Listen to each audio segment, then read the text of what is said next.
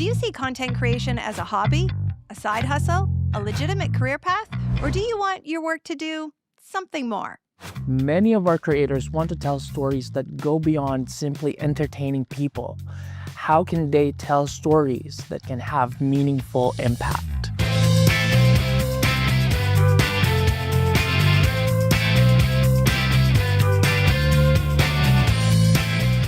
Whether you want to move the needle on social issues or spotlight something more personal, there's always a way to make a real mark with your content. So pick a cause that's near and dear to your heart, and let's find out how to make media that actually matters.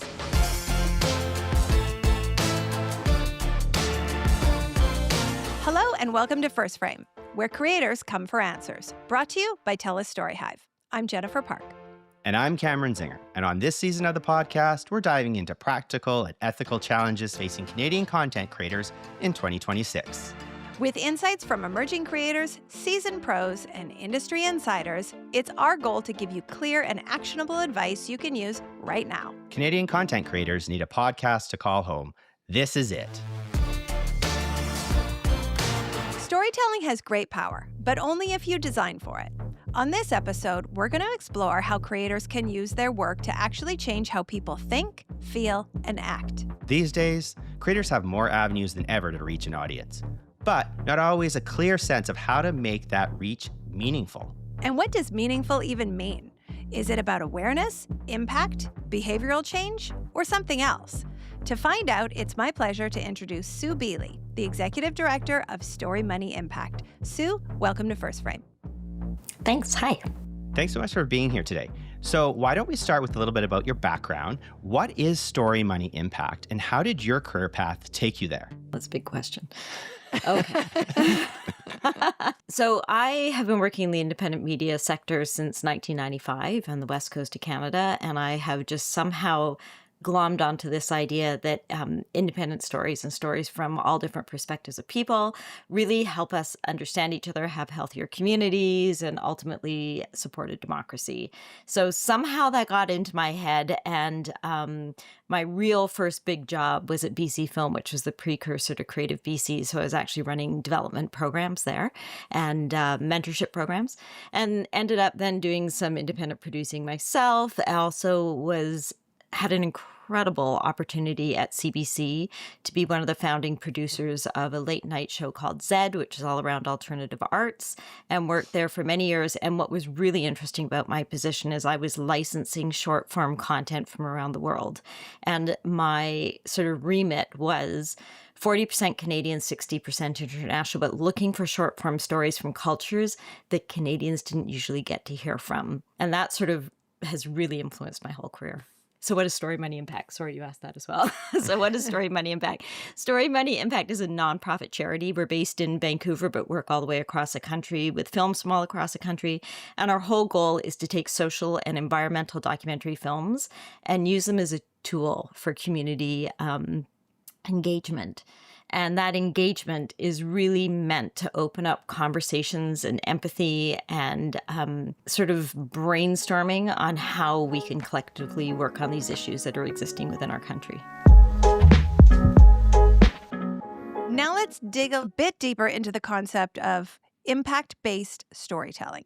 And I think it'd be useful to sort of set the table with some definitions for our audiences. So Sue, when we talk about media that matters, what does that mean to you? Well, it can mean a whole bunch of things, and different people define it differently, and there's no wrong here, right? So some people talk about impact as the amount of reach, the amount of clicks. Some people talk about impact as the ability to have a catharsis. Other people talk about it as I learned something. One of the ways that we really look at it at Story Money Impact is, does this content open up a conversation? Does it catalyze curiosity, or does it catalyze the ability for new people to come into an issue area and want to participate in it? So what that means is it's not propaganda. It's not necessarily just documenting and archiving a movement or an issue. And it's not necessarily content that just creates despair and anxiety, but it's a sort of sweet spot content in there that is really meant to help people understand an issue and start to tease out ideas of what can be done and how citizens individually or collectively can start to create action to sort of get positive momentum. So it has a real uplift element to it. I love the fact that you say that there's that uplift element, because I feel like in today's society, I feel like this type of work is really, really important right now. So, from a Canadian context, why do you feel it's so important, though?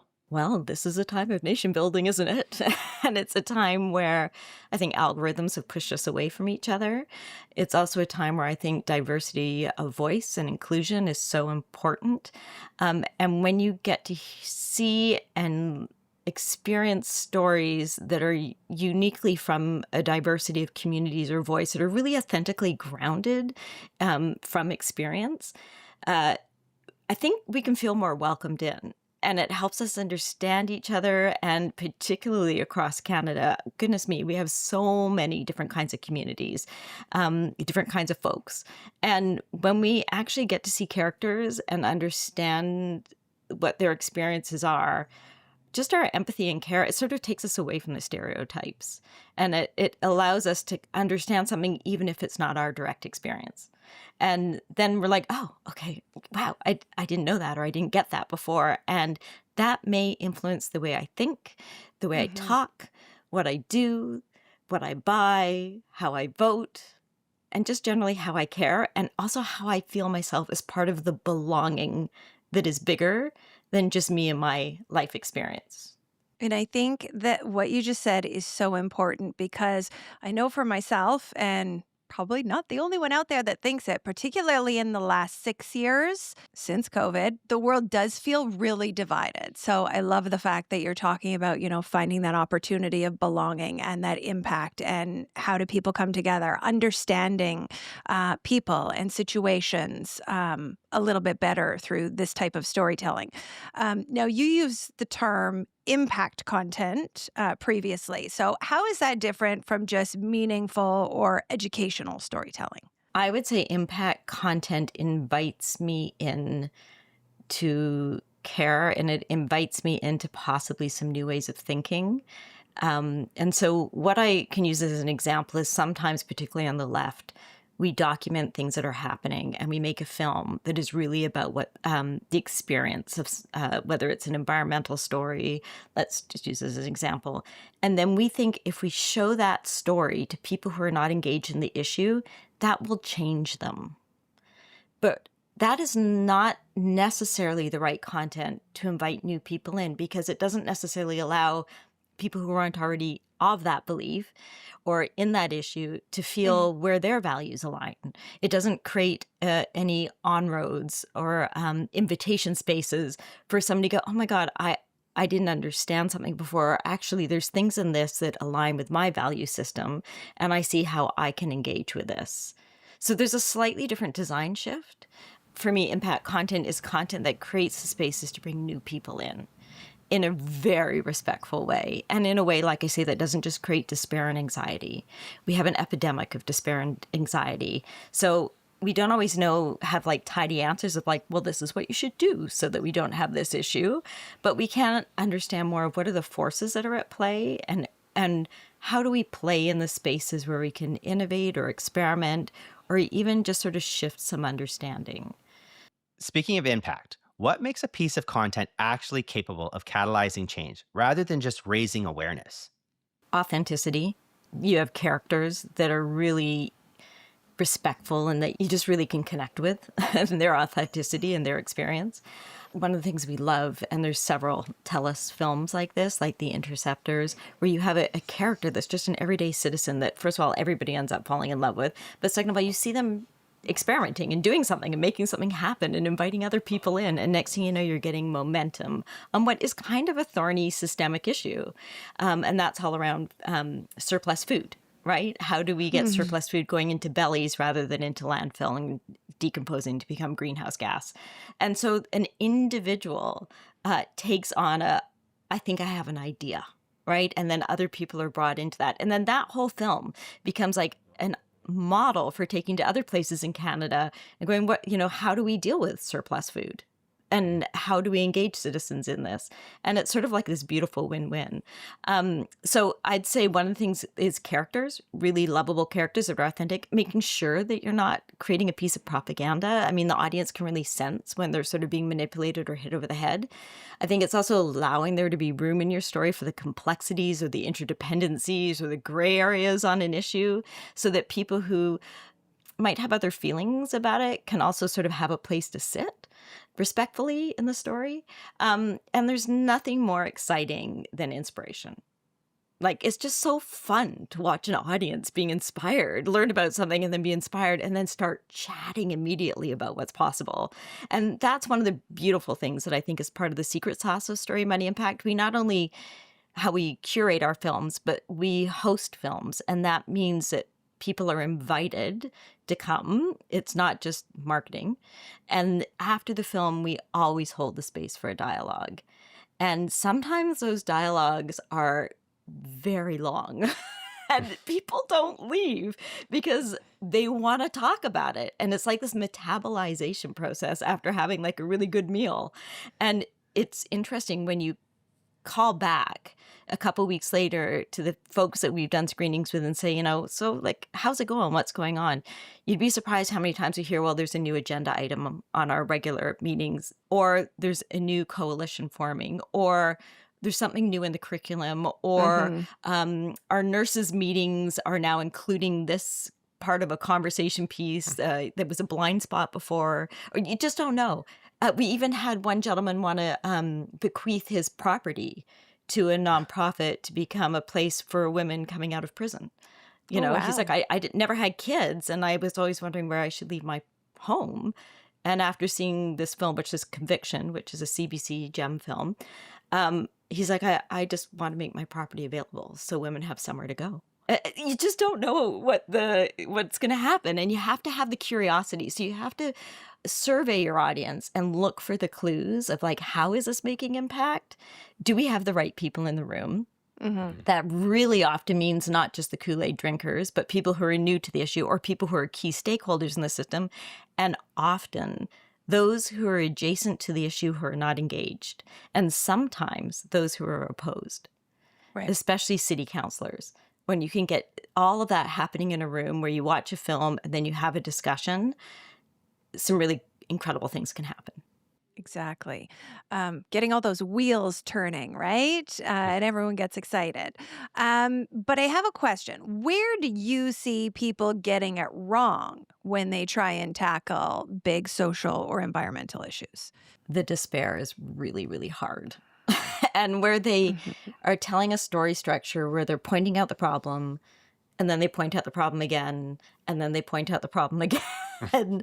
And they may be doing it in different settings, but we get it. We get the problem. It's really hard when you feel so emotionally drained and you're coming out with this high anxiety and despair feeling. And so, you know, you can point out the problem. The audience is smart. And then go, okay, so where do we see people playing with this problem? Where is it changing? Where do we see like positive like experiments happening, or even just conversations, or where do we see cracks happening, or what are the things we can pull or push on that would change the pressure that's on this problem? So one of the problems is repeating the problem too many times. Second of all is films that are too long. If you really want a film that can be used effectively, it really needs to be less than an hour. We find the sweet spot of like 25 to 45-minute films much easier to work with. And we can take those films into hosted evenings, into lunch and learns, into classrooms, into corporate special events, into conferences. And so you're in the story and you're having this beautiful experience. And then you can have that breath and then go into the metabolization and the meaning making piece. And you're still like in a unit of time that is easy to program and also really respectful to busy people. And often you think, if I'm going to use this as a change piece, I need certain people in power to see this film. Right. And people in power are very hard to get. So the shorter content works well for that. Now, a good feature that is well crafted, that just like makes your heart sing and your head spin a little bit, is also a gorgeous thing to have. But you need to think about how you want your film to be used as a tool to then go, okay, if these are the people that I think need to see this film so that we can reduce friction on the issue area, or so we can amplify momentum and where things are going well. And ideally, we want these people to come together in groups to watch the film and then metabolize them and, really feel the communal energy of working with a issue instead of like, oh my God, I'm just going to go to bed and worry about this by myself and wake up in the morning and feel more anxious. We really want that collective experience. And that is what is so powerful in community. So when it's shared and we each do our little piece and we start to see positive things change and happen, I think we all feel better, and we feel that engaging in society and civic action is not only our responsibility, but it's glorious. And then we start to get away from this isolation, despair feeling. I think it's really interesting that you talk about the length of the film. And I think this is a really good piece of advice for creators, especially our StoryHive creators who are just starting out, because I think some creators may feel the longer I make it, the more information I can share, and that's better. Right? Where, in one of our programs, Edition, we work with the National Screen Institute. They are mentors for our creators. And some of the feedback we've gotten from new creators is they overfilm and try to put sort of everything, including the kitchen sink, into it, where maybe it's not necessary and less is actually more. Yeah, there's something else I'll say about that too, is, when you look at what the information is what is the structure of your film. Let's remember that as soon as it goes into post-production, your film is old. The issue is still going, right? Right. So what is the information you want to put in that will evoke the conversation you want to have as the issue changes? So then that becomes a longer evergreen piece. And it's not just tied. Sometimes you're making a film to like hit hard before an election or a particular, and you need, but once the election happens, like I say, it becomes like an archival piece of this is how a tool we use to get to here.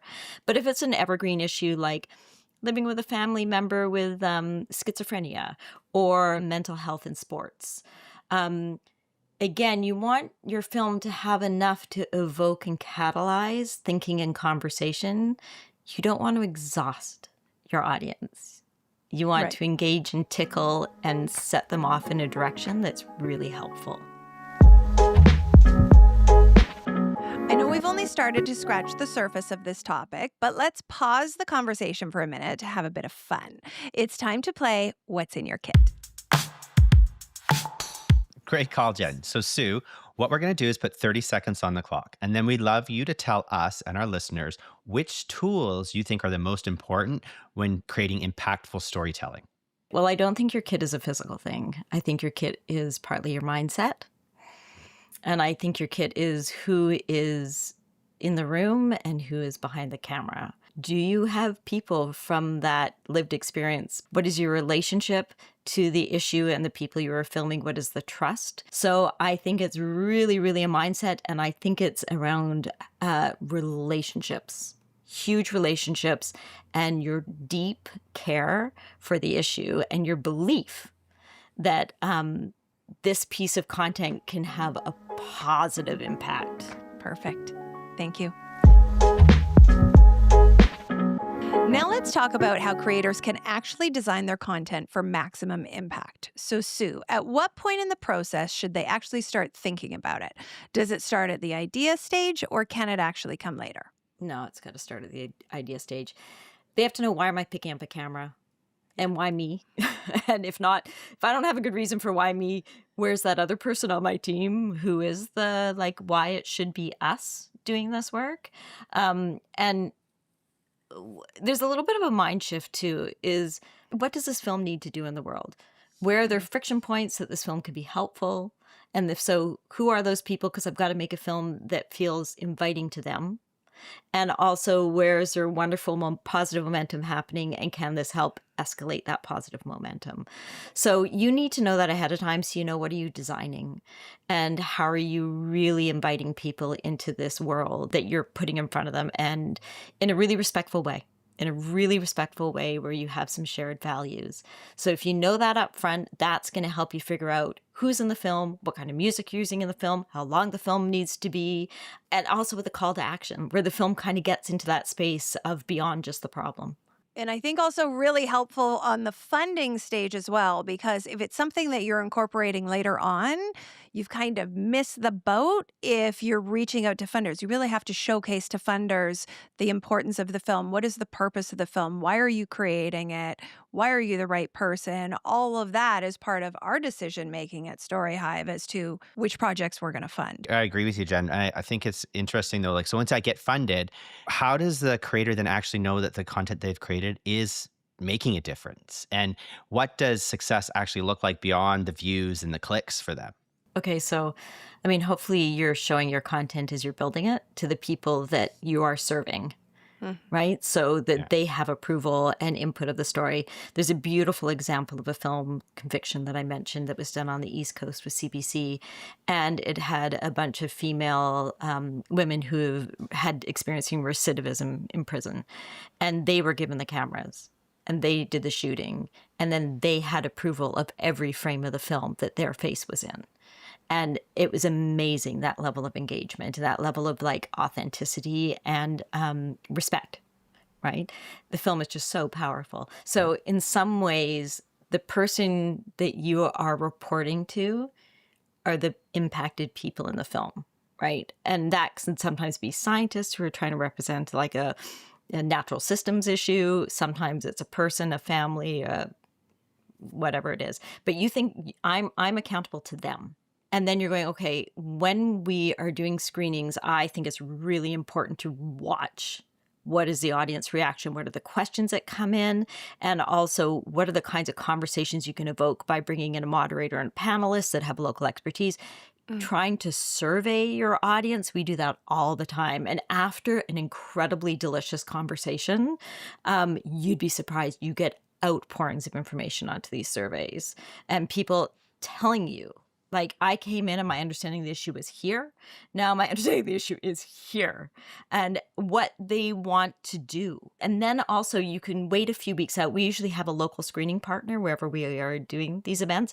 And when you call back and you hear what is happening on the ground, so you get that information as well. You can also look at, like, if you're highlighting, here's where you can donate. Here's where you can volunteer. Here are some podcasts that are from folks in this issue area.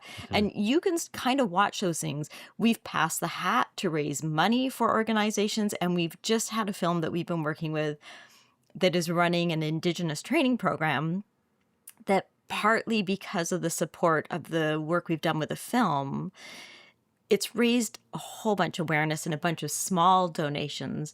But more importantly, by going to audiences and hearing the reactions, it has bolstered the morale and the courage and the determination of the people who are running this program. And they have just secured 5 years worth of operating funding. So we know that program's now in great shape. Yeah. And we also know when we've had folks from screenings talk or answer questions, often underrepresented folks who don't usually feel like they're noticed or heard from or acknowledged, over and over again, these people learn how to speak and speak in front of an audience. We've had Indigenous folks, we've had new Canadians, we've had unbelievably strong and beautiful people come out and go through these screenings, and they have gone on to move policy. They have gone on to, like, change sort of their own understanding of their identity and their culture and their ability to bring young people forward into pride of who they are and where they come from. There's so many places to watch for impact. But you have to create the space, you have to be intentional, and you have to care for it. It's not a plug and play, and it's not just a click for people to be watching this content in their own room. This is where we get into the force of 1 + 1 = 10, because we are in community. Yeah, it definitely sounds like there's lots of ways that you can be successful with your content. Now, Sue, you've mentioned the P word a few times. So, how do you avoid sort of crossing that line from impact into propaganda? I think you have to check what's your intention in your heart, and you have to be fair that we're dealing with complex issues. Mhm. And I think that has to show. You have to show that there's struggle, there's people with different points of views, and that these issues come usually because they're complicated, they're thorny, there's interdependencies. Right. So it's not just black and white, and it's not just repeating your point over and over again. Um, it's really hard to argue when you see an authentic person having lived experience. You may not agree with everything, but you might go, that person deserved more respect there. Or this person should be able to have a little more of that. They shouldn't get off the hook with everything, but the system isn't being kind. It's not helping. I think as a storyteller, you really have to check yourself. I also feel that when you show your content before you've closed it to a few people, and especially those people that you're hoping will be able to use the film, I think they'll tell you, they're like, we can't use that. I mean, we could probably show that to like the 10 people who are the most, angry about the issue. But that's not going to help us invite new people in. And be open to feedback, be open to those differing opinions. And I think also when it comes to this type of storytelling, be aware that you have a goal with your content. Not everyone's going to react the same way. And being able to really showcase to audiences, opportunities of how they can become involved in whatever the topic is, whatever the mission is, really helps rather than have an audience walk away going, okay, interesting. I want to do something, but I don't know what to do. So maybe they don't do anything at all. To be able to have that opportunity to jump in and know this is taking place, or this is taking place, or I can become involved here and I can support here. I call it the impact buffet. Right. I love it. So Love you that. want to Love it. put enough stuff there where it's Yeah. like, I'm a single mom. I don't have a lot of money or a lot of time, but here's something I could do. I can Right. talk about it with 3 neighbors, or like post a little review or whatever. Or it's like, I want to volunteer, or I just want to know what I should buy and not buy. And the other thing that is super empowering is we sometimes go, here's a glossary, a simple glossary of 10 words from this movement. And you'd be surprised when people start to have the language they think is the appropriate language, they feel empowered, and they're not so scared to say the wrong thing or sound stupid. So for example, not food waste, surplus food. I've just learned yesterday, not rewilding, it's naturalization, right? And when you get that, you're like, oh, I can talk about it. And I can explain, I just learned this. That in itself is impact as well. And I do want to say, it's not always the people in the film you need to have speak after the film. So we just did a beautiful screening in Victoria around Indigenous agriculture. We had local folks in Indigenous agriculture and the Indigenous food movement at that screening. So part of it is, oh, wow, this is an amazing film, and I'm hearing this really inspirational story. That then it's like, why is that relevant here?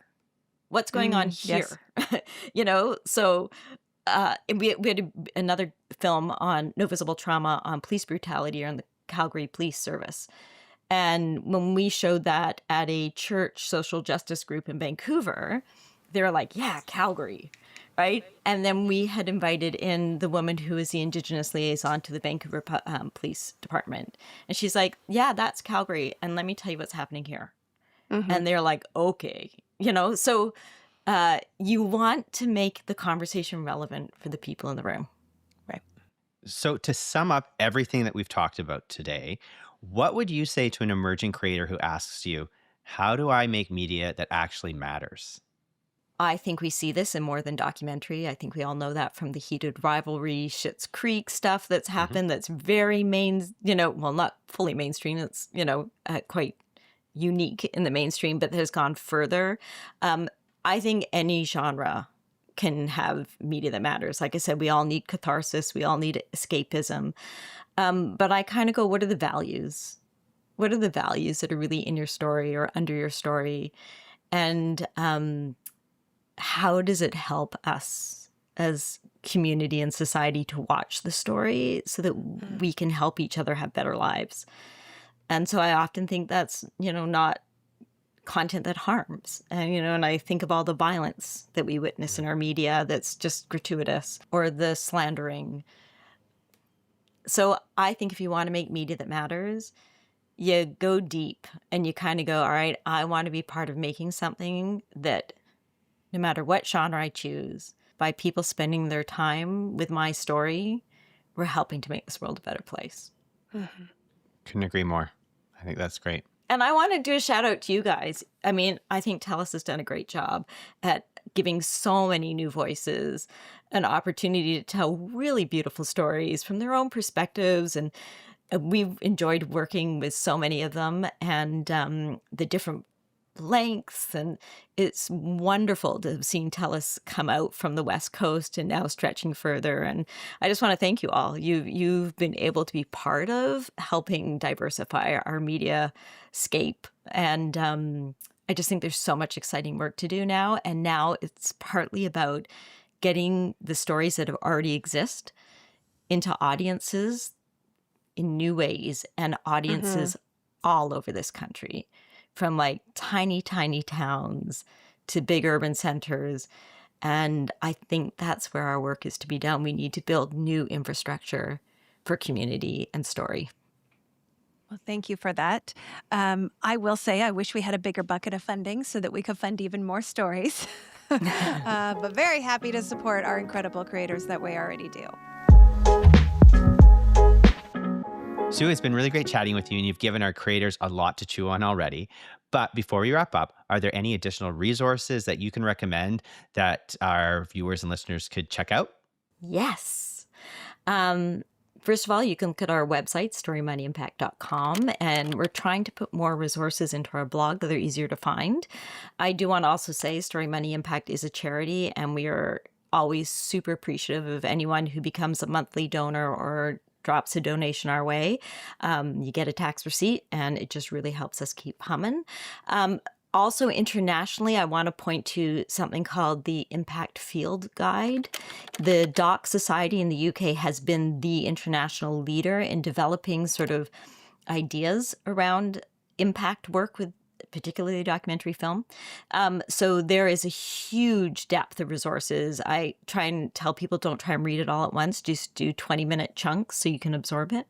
And then we'll go back to Story Money Impact. We did a research study last year, Canadian Impact, where we are now and where we could go. And in that study, there is an appendix and a resource section that is awesome. So even if you don't read the report, flip to the end and start clicking on the links, and I think you'll find some great stuff. I will warn that when you're using global international resources to learn about impact, our charitable laws and our funding and tax credit processes are really unique to Canada. So some of that international content doesn't translate fairly. So just kind of read some of it with a bit of contextual skepticism. Right. Wonderful. Well, thank you so much for sharing those for our audiences and our creators. And thank you so much for being here today on First Frame. Thanks for having me. I'm glad you guys are doing this. Well, that was an inspiring conversation, Jen. And what a great reminder of the power of storytelling. My biggest takeaway was that you need to be authentic when you're doing this, that you need to think about touch, move, and inspire when you're thinking about your story. That will make it go farther and make it even more impactful.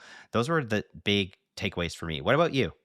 I think for me, my biggest takeaway was making sure this is something that you're thinking about from the very beginning. Instead of just, I have this story I want to tell, think about what you want people to get out of your film, how you want people to react to your film, how do you want people to engage and get involved after the film.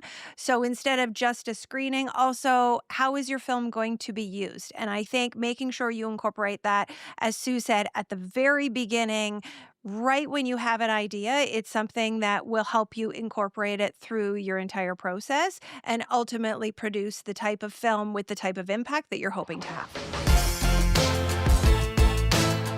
That's it for this episode of First Frame, brought to you by TELUS STORYHIVE.